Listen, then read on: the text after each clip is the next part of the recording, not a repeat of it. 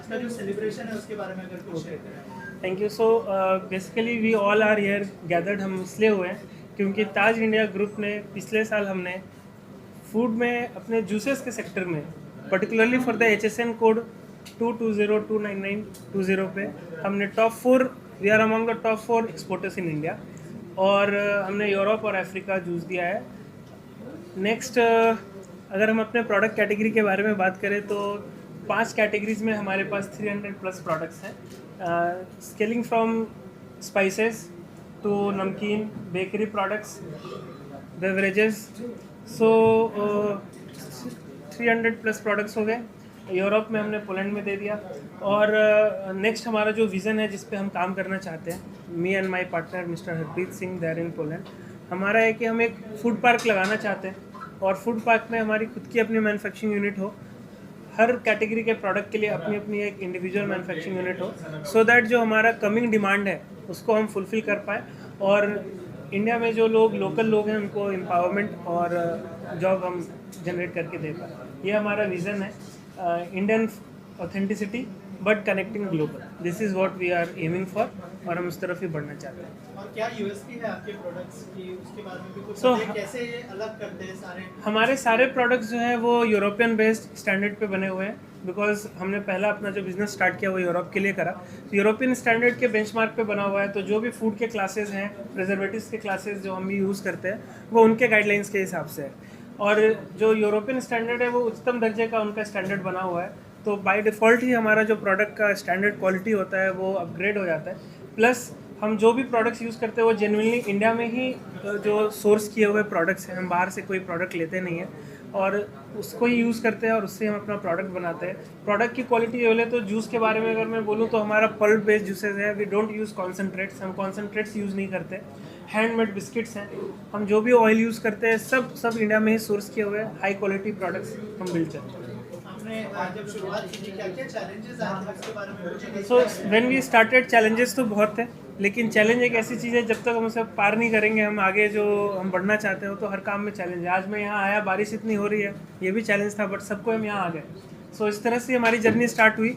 Export करना था तो एक्सपोर्ट का कोई आइडिया नहीं था, but government, thanks to government, उन्होंने जो पॉलिसीज़ बिल्ड करी है उससे हमें बहुत हेल्प हुआ। आगे भी हम जो प्रोजेक्ट का प्लान कर रहे हैं टू मेक एटलीस्ट कि एक हमारा अपना मिनी फूड पार्क तो हम बना पाए। 50 करोड़ का हमारा ये प्रोजेक्ट है, तो उसमें गवर्नमेंट की सब्सिडीज़ पे भी हमारे बात चल रहा है। उनका जो गाइडलाइंस है और जो उनके रूल्स रेगुलेशन है उनको हम अगर मीट करते हैं तो दे हैव एश्योर्ड अस कि हमें उनके हेल्प मिलेगा। और गवर्नमेंट की तरफ से जैसे आपने बताया कि क्या क्या मतलब कितना इजी हुआ ये प्रोसेस आपके अगर मैं ईजीनेस पे बोलूँ तो अगर जो डॉक्यूमेंटेशन का प्रोसेस है किसी न्यू कमर के लिए, हमें कोई ऑफिस जाना नहीं पड़ा मुझको। अगर इंपोर्ट एक्सपोर्ट का लाइसेंस चाहिए, ऑनलाइन पोर्टल पे आपके लिए अवेलेबल है।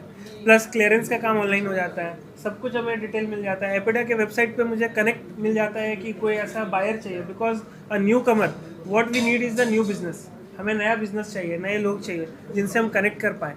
तो उसके लिए एक ऑथेंटिक प्लेटफॉर्म गवर्नमेंट ने अच्छा बिल्ड किया हुआ है जहाँ पे हम कनेक्ट हो सकते हैं एपेडा का, उससे भी हमें बहुत हेल्प मिलता है। इन प्रोडक्ट्स के अलावा और कुछ प्लानिंग है, और कुछ एड-ऑन्स आ रहे हैं या कुछ यूनिक लेके आओगे? हाँ, हमारे पास जो अभी कमिंग अपलाइन प्रोडक्ट्स हैं जिस पे हम वर्क कर रहे हैं वो है इंडिया का स्पेशल टी, जो इंडिया में ही सोर्स होता है और हम उसको एक्सपोर्ट करना चाहते हैं, बाहर के विदेश के देशों में देना चाहते हैं।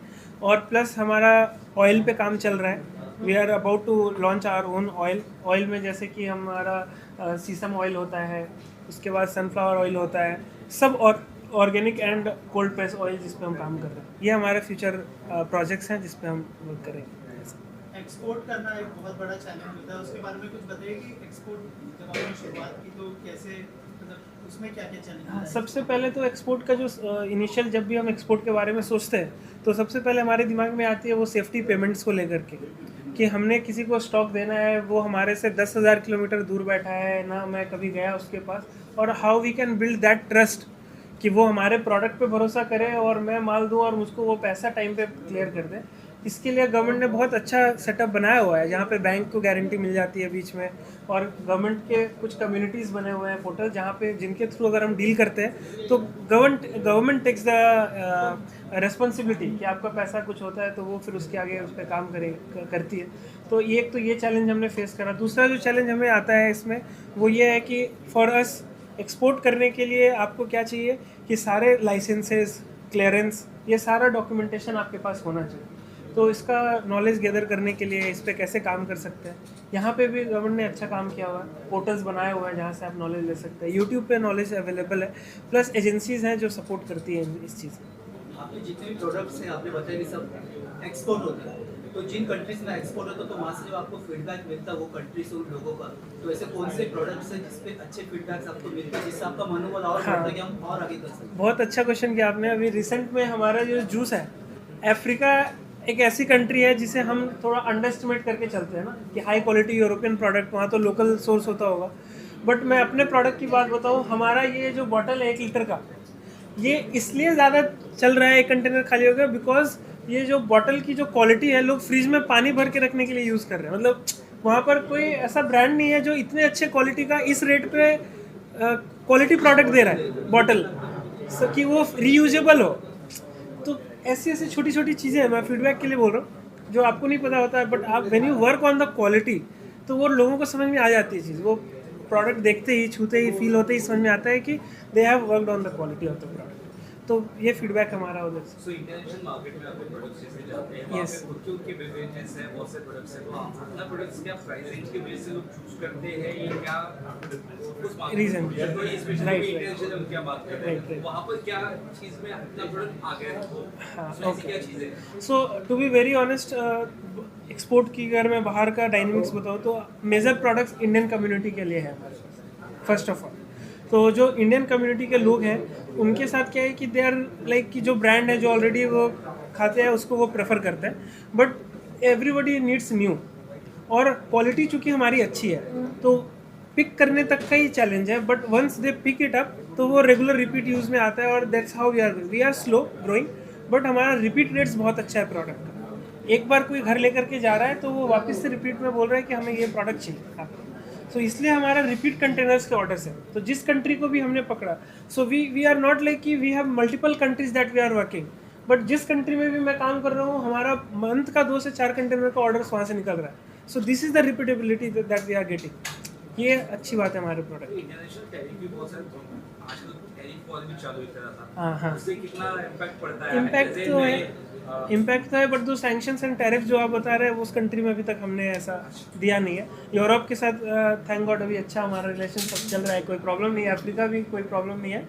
हाँ, बट वॉर की वजह से बीच बीच में डॉलर के प्राइसेस अप हो जाते हैं। अभी हमारा जो फ्रेट चार्जेस है वो बढ़ जाता है। अभी मेरे पार्टी ये बोलता है कि आपके $15,000 का जूस के लिए $4,000 मैंने पे किया सिर्फ transportation. So how I will be viable, मैं कैसे वहाँ बेच पाऊँगा? तो ये तो डायनेमिक्स ऊपर नीचे चलता रहेगा। भगवान ये करे कि पीस, शांति रहे सभी को, सभी देशों में कोई ऐसा प्रॉब्लम ना हो, ताकि हम भी शांति से अपना बिजनेस करें। सर आने वाले 5 साल में ये प्रोडक्ट को और आपकी कंपनी को कहाँ देखते हैं? आने वाले 5 साल में तो हम बहुत आगे का हो गया। मैं आने वाले 1 से 1.5 साल के अंदर में हमारा मैन्युफैक्चरिंग यूनिट इंडिया में होगा।